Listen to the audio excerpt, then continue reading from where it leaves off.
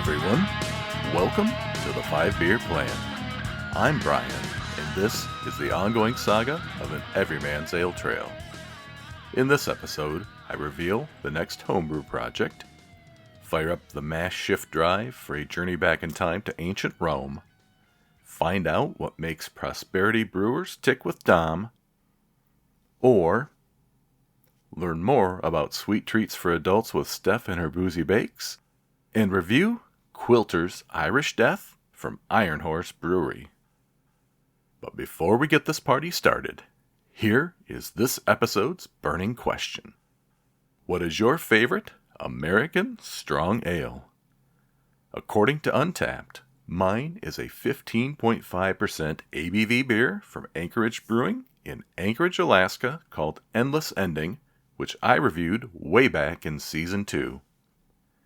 It was a wax-dipped bottle with some beautiful bottle art.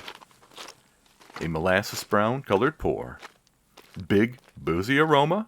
No doubt a big sipping beer. Soft and velvety smooth liquid coats the mouth with a dark chocolate kind of vibe. Burns all the way down. Charred oak, lingering bourbon aftertaste. Perfect choice for beer number 5000. If you've ever had this beer, all right, folks, let me know what for this historical segment called Steeped in Tradition. Fire up your imaginations and grab a pint, because it's time to step inside the Mash Shift Drive, the only time-traveling contraption powered by grain, curiosity, and questionable garage engineering. Here's how it works.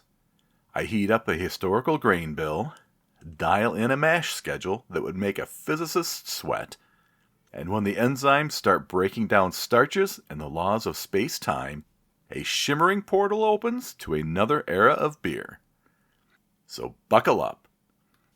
Today, we're taking the Mash Shift Drive on a journey to ancient Rome to explore the brews, the stories, and the people who shaped beer as we know it.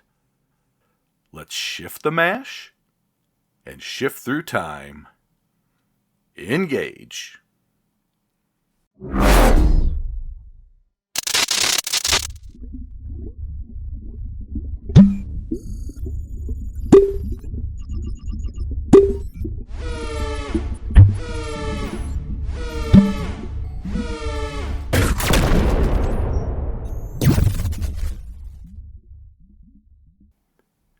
In my last trip back through time to ancient Greece, you might recall there was a strong theme of how the local terroir influenced the drink of choice for the upper and lower segments of society, whether wine or beer was drunk. As you might anticipate, ancient Rome really was not much different. It was once said by a wise king that what has been will be again. What has been done will be done again. There is nothing new under the sun. The same is true in the next exertion of control in the region.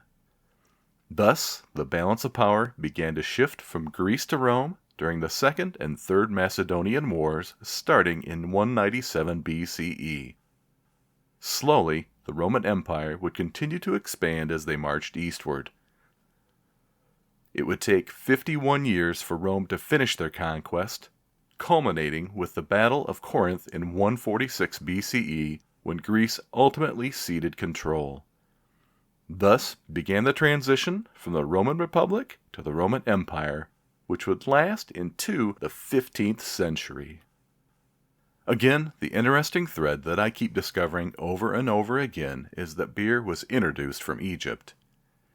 In Rome, it was known as cerevisiae, the Latin word for beer. If that name sounds familiar here in the modern era, it is because brewer's yeast, Saccharomyces cerevisiae, takes its name from that ancient word. An ancient collection of wooden Roman writing tablets known as the Vindolanda tablets give us insight into first century daily life. Wikipedia notes that among the Vindolanda tablets, which are dated 97 to 103 CE, the cavalry decurion masculus wrote a letter to Prefect Flavius Cerealis inquiring about the exact instructions for his men for the following day. This included a polite request for beer to be sent to the garrison, which had entirely consumed its previous stock of beer. During this time, beer was brewed using barley, wheat, and sometimes even spelt. In 2018, an article from theconversation.com called "We Brewed an Ancient Greco-Roman Beer and Here's How It Tastes" documents the attempt to brew ancient Roman beer by Barnhammer Brewing Company head brewer Brian Westcott, Matt Gibbs of the University of Winnipeg, and Barnhammer owner Tyler Birch. They used 2 recipes. The first is a recipe for beer that dates to the 4th century CE. It appears in the work of Zosimus, an alchemist who lived in Panopolis, Egypt, when it was part of the Roman Empire.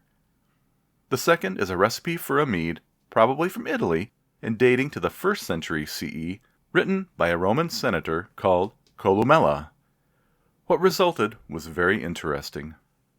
They said the beer was sour but quite smooth, and had a relatively low ABV of around 3 to 4%.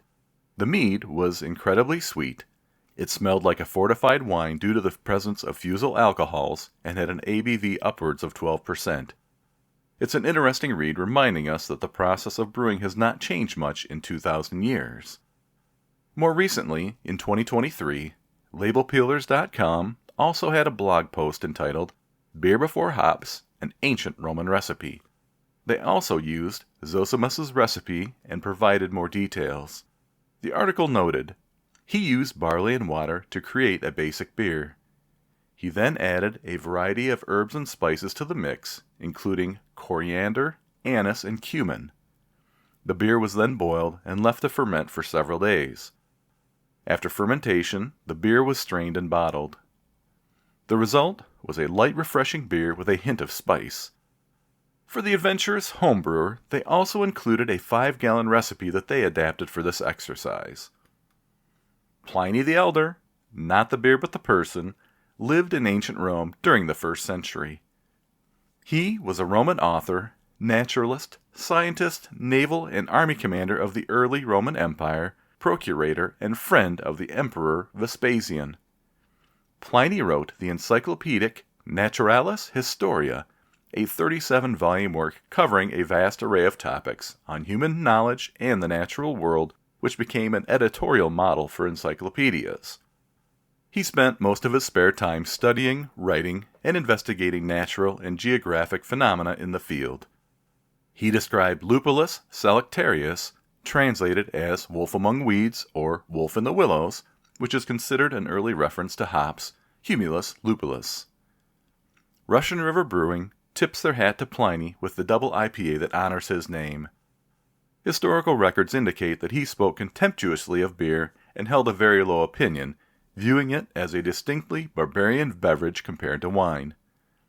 Sadly, he died trying to rescue people from the eruption of Mount Vesuvius in 79 CE.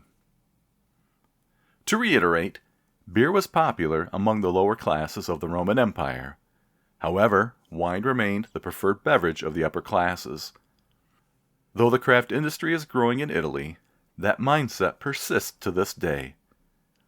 I did a little research, and if you ever find yourself in Europe, traveling down the Apennine Peninsula, there are a handful of craft breweries to visit.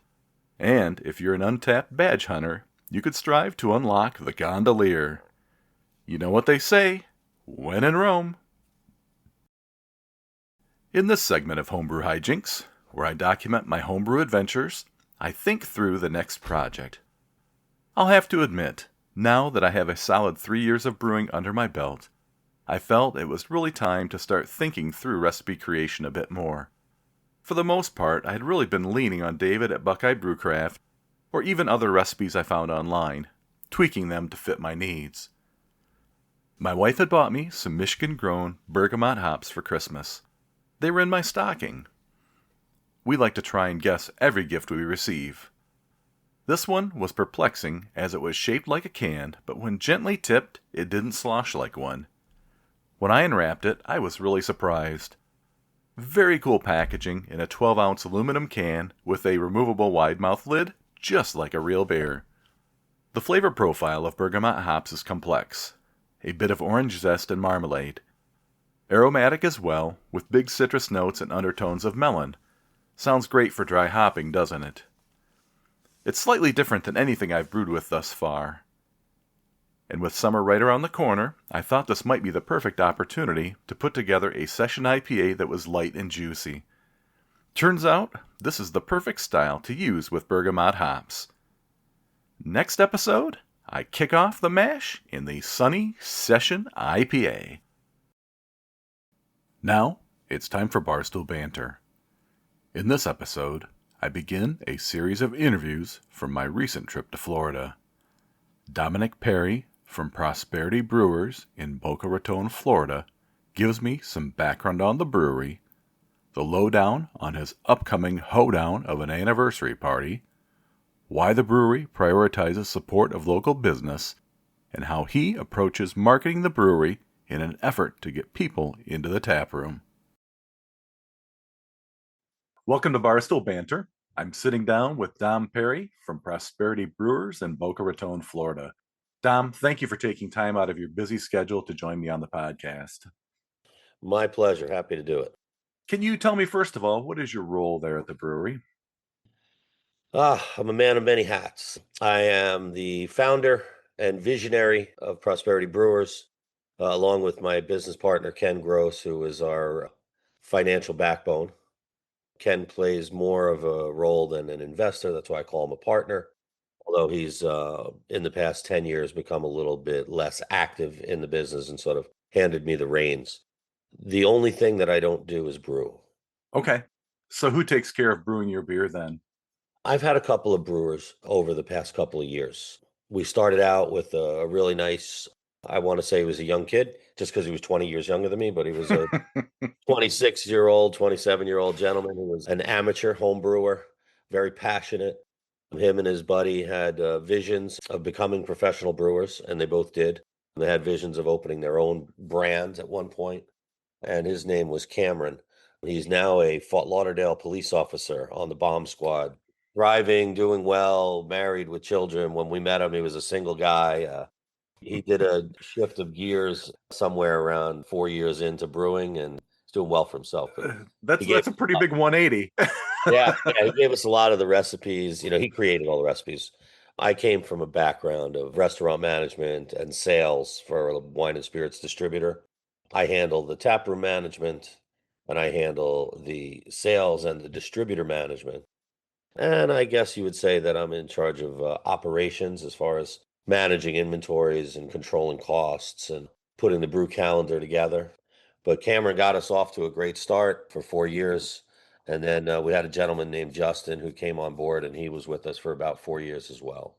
He's just recently left, but he had a great pedigree. He came from Stone Brewing. He ran the lab out there when he was doing his master's work at UC Davis, the predominant school in the country for winemaking and fermentation. He worked at Leinenkugel's in Wisconsin, right? And then he worked at Brooklyn in New York, and he was Wow. the lead brewer at Brooklyn. So he understands large scale. There's where the irony plays in. We have a 3.5 barrel electric brew house.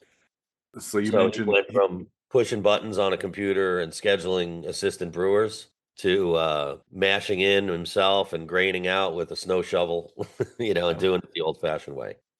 So you mentioned that you've now got 4 years of Cameron and 4 years of Justin. What's next? Is there a next brewer for you then? Well, we're looking for him. We're in a transition period right now. We're looking for the right guy. Fortunately, we do some contract brewing with another brewery here in Florida. Part of the motivation was that was the canning, and then it turned out to be necessary for the scaling. Sure. So we have all legal documents in place and NDAs and recipes, and quite honestly, they could make the beer more consistently than we can because we don't even have a lab, but they give me lab results with every barrel. All right. Well, that's a convenient option that you have there. And fortunately, that was an option you had set up already because you've got the recipes in place and the contract in place. And so there's no interruption then to your tap room or beer service. So that's Correct. great. I have somebody in-house who's handling it. He's just not our long-term solution. He's a gentleman who's been with us for about 3 years, and he's holding down the fort, so to speak. But we're looking for our long-term solution. We're in the throes of it, as you say. Well, the name of the brewery is pretty interesting. Can you tell me a little bit about it? Sure. If I had a coaster with me, I would tell you, but I guess this might work. So nobody in the audience is going to be able to see this. But if you cover the PROS and the last three letters, you can't have prosperity without Perry. To go a little deeper than that, one of the things that Ken and I agreed, this was a passion project for Ken. For me, it was a culmination of careers and looking to do something on my own, be able to create my own brand. And we just agreed that we wanted something that was positive, something that was uplifting, something that was beneficial, not just to us, but to the community. And when we arrived at the name Prosperity, which I proposed, we did a little think tank session to get feedback. And what we realized is that prosperity has a lot of different prongs to it, or means a lot of things to different people. And we wanted to use the color green in our logo, meaning green and eco-friendly, which might be the first thing that comes to mind, sustainable. But we realized pretty quickly that green and prosperity just means money. Right. And, we want it to be about prosperous financially, mentally, emotionally, physically, relationship wise with your children and with anybody you're involved in business relationships. So we want prosperity for all, right? That's my tagline.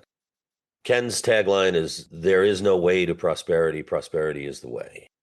Maybe a little highbrow for a neighborhood brewery, but it means a lot. That's the way we feel. We've employed over 30 people since we've started. For a small operation, it's a big number. We're about to celebrate in 10 days. We're about to celebrate our 8-year anniversary of being open to the public. It took us a little bit to get open with build out and permitting and everything. And anybody who is in the beer business knows exactly what I'm talking about. There's challenges that each municipality puts in front of you. Right. So then that leads me to the question then. So you've been open 8 years to the public. Correct. We've been in our space 10 years. We've been brewing for 9, and we've been open to the public 8 years. I looked at your website and it seems like you're in kind of an industrial area there in Boca Raton. Yeah, if you know anything about Boca, it's a beach town, right? Mm. We are a mile from the beach and a mile from I-95, the interstate. The interstate doesn't run that close to the ocean for the Yeah. whole state of Florida, but it's pretty close right here in Boca where we are. So we're easy to get to. Because we're in East Boca, it's expensive real estate. We Mm. just happen to be in one square block of one-story warehouses. So there's not really an industrial park or an industrial area. We're just on a block that has warehouses. Okay. Part of the reason is because we back up to the railroad tracks. So nobody wants to live next to the tracks. So there's warehouses on both sides of it. But 3 blocks in any direction, there's $1 million homes. There's an office building a block away, but it's expensive real estate. It's fun for us to be in that environment that most of the breweries are in, even though we're close to a lot of restaurants and retail and mixed use development space, which benefits us. We're definitely a destination because nobody drives down that street unless you're look to go to a business in one of those warehouses. We're not in a strip mall, we're not in a plaza, we're not on a main road, but we're not far from it, so it's easy. I like the fact that a lot of breweries will do that. They'll build out in a warehouse or some industrial area that maybe's been abandoned for some time. So I applaud you for trying to figure out ways to reuse something that maybe wouldn't get used in the same way. Yeah, I've been to a couple of breweries around the country that are in really unique buildings, and I was in this one brewery in I'll think of the name of it in a minute in Idaho, northern Idaho. We were on a ski trip. It's in an old post office, so it's like right in the center of town, or it's down. It's on the main street of the town, but it's down at the end. I'm sure that the brewery owner got some local money, whether it was state or county or city money, to help Yeah, refurbish a historic building. yeah. But I tell everyone that, the requirement for us to be in a warehouse is that we have to be zoned for light manufacturing. The benefit is we pay rent for a warehouse rather than a strip mall. So we do usually find a reduced rent. But unfortunately, in today's day and age, usually the first business into a rough neighborhood that's underdeveloped and has been sort of abandoned is the brewery.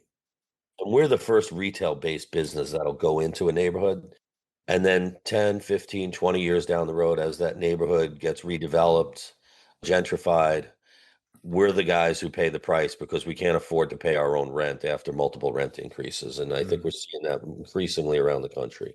yeah. It's happening down here in Florida, and I know it's happening in a lot of different cities. Again, it's just not something I've really thought of before, but that's a really good point. So you mentioned your eighth anniversary party. What is that going to look like? Well, the first anniversary party we decided to do 30 days after our opening.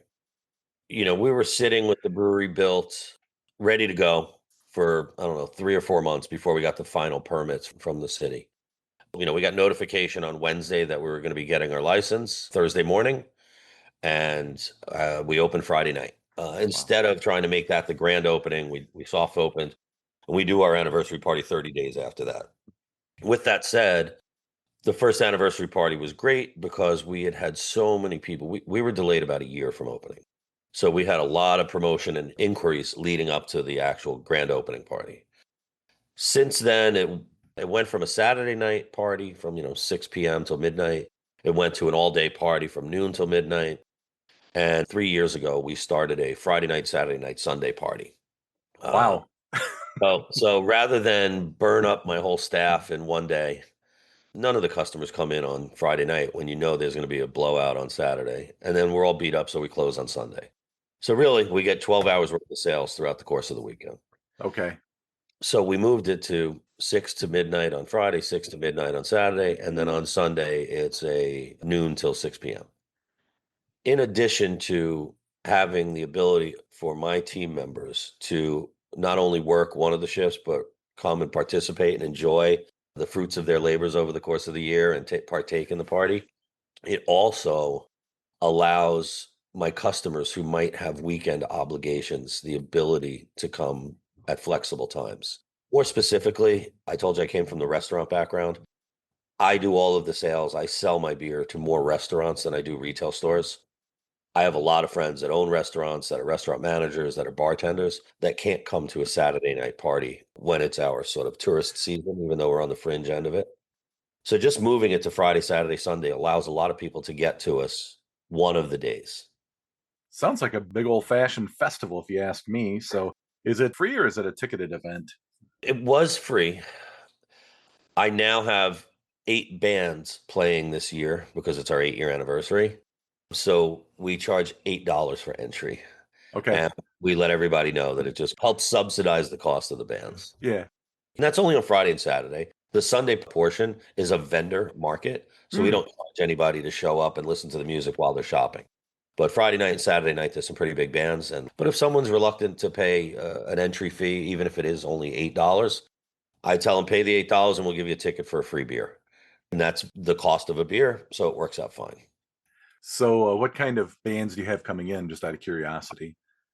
Throughout the course of the year, we have Friday and Saturday solo musicians that rotate through. They play indoors in the tap room, which holds about 70 people maximum. We have 2 outdoor seating areas. One is covered, one is uncovered. So our total occupancy is somewhere around 120 to 150 people, which is a good size. Okay. But 3 distinct areas. A small patio out front with picnic tables and patio umbrellas that holds about 50. Out back, we have some big communal tables that are under a permanent tent that hold about 50 additional. With that said, the solo musicians are usually in a band or more than one. I have relationships with a lot of these guys through the years, and all of the bands are local bands.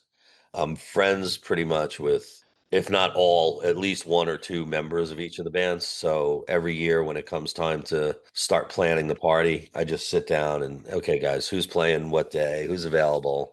You're going to play. You just have to let me know when it's going to work out. And Right. I have a band called Metropolitan Sound, a band called Eastway. One of the guys works with us. He's a bartender 1 day a week. And then the Light Workers. This will be the 4th year that all 3 of those bands are playing in it.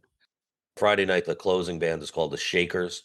They've played at my place for special events, but the last time they played the anniversary party was our 1 year. Oh, wow. Yeah, That'll be special then. not the grand opening, but the 1 year anniversary party. So will you have food trucks also for the party? I have a food truck every night of the week. Just recently, we moved from a semi permanent food truck rotation meaning the taco truck was there every Tuesday, the hamburger guy was there every Wednesday, et cetera, et cetera. We moved to the taco truck is there Monday through Saturday. So he's there 6 days a week. And then on Sundays, we rotate by the week of the month. The first Sunday of every month is my buddy Brett, who does Wild Bill's Barbecue. The second Sunday of the month is so on and so forth. And we go like that. All So right. it made Sundays an attractive day to pop in because each of the food trucks has their own following. And also, you never know what you're going to get, but you know you're not going to get tacos. For the anniversary party, to get back to your original Yeah. question, we'll have 2 food trucks each Friday, Saturday, and Sunday. I'll have Taco Inn, who's my 6-day-a-week guy, authentic Mexican tacos, and then I'll have one of our favorite food trucks. It's the young lady's name is May, M-A-Y, but the name of her truck is Amaze, like amazing, and, they do Burmese food, which is similar to Vietnamese food, so a lot of it is bowls, some of it is rice, some of it is noodles, but it's just absolutely phenomenal. So those 2 trucks will be there Friday and Saturday.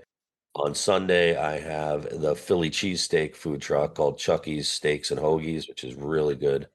And then we also have the Cousins Maine Lobster truck. So all of the bands and all of the food trucks are all local businesses. That's great that you're supporting local too. I really like that. You're all in that together. So the more you can work together, the better off you be in the long run. I can't, in good faith, ask the community to support me. They can buy any beer they want, but I can't ask them to come to my tap room and buy my beer or go to a restaurant and choose my beer, because supporting local is the right thing to do if I don't reciprocate and do the same. I've done it for a long time. When I was in the restaurant business, I always worked for independent restaurants. When I go out to eat, I try to eat at local Yeah. restaurants, independent spots.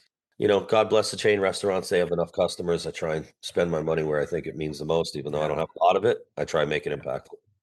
And that's one of my taglines too, is that I always say, support your local craft brewery, because if you don't do that, then you're not going to have a local craft brewery for very long. Yeah, it's tough. It really is. I wouldn't say it's an uphill battle, but listen, if you take on that challenge, see it through. For A lot sure. of good people in the industry, a lot of visionaries, a lot of people that want to change something and make an impact. And it's great, but it's a fight every day. I've heard for 30 or 40 years, prices are going up, insurance is going up, gas is going up, rent is going up. But I feel like beer is the same way. I mean, how much can you actually charge for a pint of beer before people think that you're trying to rob them or not Yeah. give them value? The beer's made in-house, it's made in the building. We buy the grain, we cook it, we brew it, we ferment it, we treat it, we dry hop it, we keg it. It's not $4 anymore. It's not even $6, but can't sell a pint of beer for more than $10. That's why I tell the bartenders their job is not to sell beer. The people are there to drink the beer. Their job is to sell them a hat or a t-shirt. If you have 3 beers and your bill's $24, $8 a beer, right? It's fair. We're in East Boca. That's what everybody else, all the other restaurants are selling for $8. Maybe that's expensive in some town, USA, but in Boca, it's not expensive. I don't have chicken parm. I don't have steak. I don't have shrimp. I don't have lobster. So how am I gonna increase the money you spend so that I could pay my rent? Not to take money away from you. How can I give you value? Well, recommend a hat or a t-shirt. You guys walk out with a hat or a t-shirt. You might have it for a year or two, might have it for 6 months, but you found value in what you paid for. And that allows me to cover the rent and the insurance and the Yeah. salary, the labor cost. I mean, the bottom Yeah. line for a brewery is you've got to get, I will say you got to get butts in the seats. That's the only way you're going to Oh make yeah, the for sure. maximum amount of money on your beer. I'm sure you've heard something similar from some of the other guys that you've had on the podcast. Let me try and phrase this properly. For a long time with restaurants, the expression was people will tolerate mediocre food if you give good service. I think the way it applies to the tap room business model is people will tolerate mediocre beer. Nobody's excited about mediocre beer, but people will tolerate mediocre beer if the environment is good. We never have rested on that. We've always tried to make exceptional beer and always continue to keep it creative and high quality. But what is sometimes more important than that is the marketing behind it. And I don't mean the marketing to sell beer. I mean the marketing to get the butts in the seats. Yeah. Yeah. I have to give you a reason to be in my brewery if I want to be successful more than once a month or more than once a week. Yeah. Every event that we do is geared at attracting new customers or giving existing customers another reason to be in the building. So Yeah. we do the traditional stuff. We do a trivia night once a week. We do a paint and pint night where the artist comes in, and local artist, by the way, comes in and leads you in painting a picture. We've done build your own bonsai tree. So they come in with plants.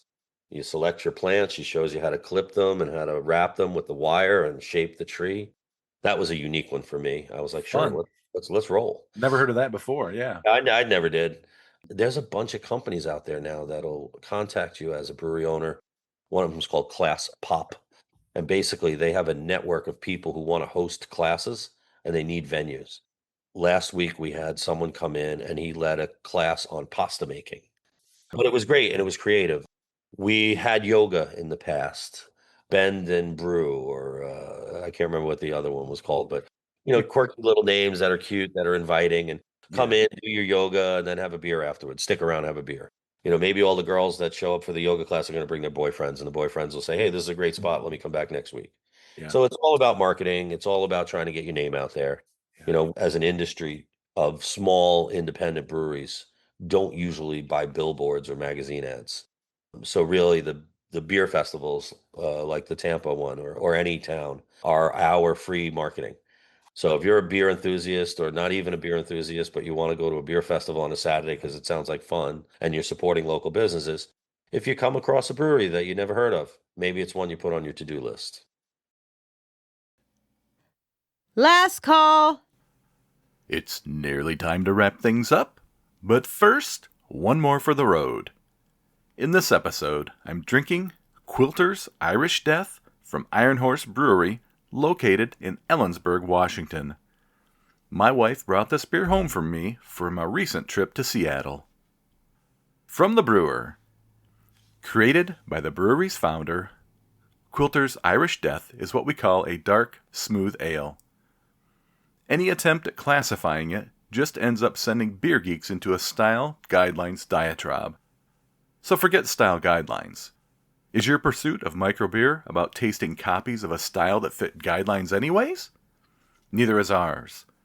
We lovingly refer to it as beer candy. While tempting to session this beer, the name is a necessary reminder that despite the surprising approachability, this beer weighs in at a hefty 7.8% ABV. Without further delay,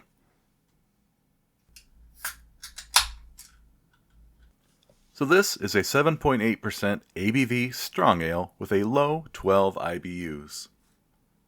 I thought I'd pour this out into a chalice because it seemed like a strong ale needed kind of a strong glass. And it pours a deep mahogany color. A slight bit of head to it, but not a whole lot. Just from pouring it out, it looks a little bit on the thin side, but I guess time will tell. So, on the nose, it has almost a chocolatey, boozy kind of vibe going on there. Slight bit of sweetness as well. And maybe even a little bit of dark fruit. Alright, so first sip impression.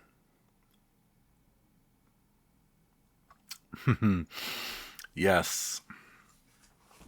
That is delicious. So from the get-go, I get a very nice, deep kind of chocolatey vibe going on here. I'd say dark chocolate, but it doesn't have necessarily the bitterness that of a dark chocolate. But it also doesn't have the milk chocolatey kind of vibe because it's not creamy enough. Super soft and smooth. As expected, it's probably light to medium bodied, maybe leaning more a little bit on the medium bodied side. It almost gives me a barley wine kind of vibe as well. I know the description said that it doesn't really classify itself as anything necessarily, and I can understand that. There are so many different elements of this. It is super complex. And even at 7.8%, this just comes across as so much more boozy. I know it's not, but it just comes across that way. So my wife brought back some tall boys. This one is actually a 19.2 ounce can. So the can art's really fun. It says, of course, Quilter's Irish Death. And then it has a skull and crossbone emblazoned across the label. And it's got kind of a Celtic vibe going on too with some of the artwork as well. I do like this a lot, especially on a day like today here in the Midwest where it's still hovering around the mid 40s, maybe low 50s. This is still a beer that I think actually I would probably be inclined to drink even in warmer weather. It just has just a nice an approachability that really appeals to me and I think would appeal to others as well.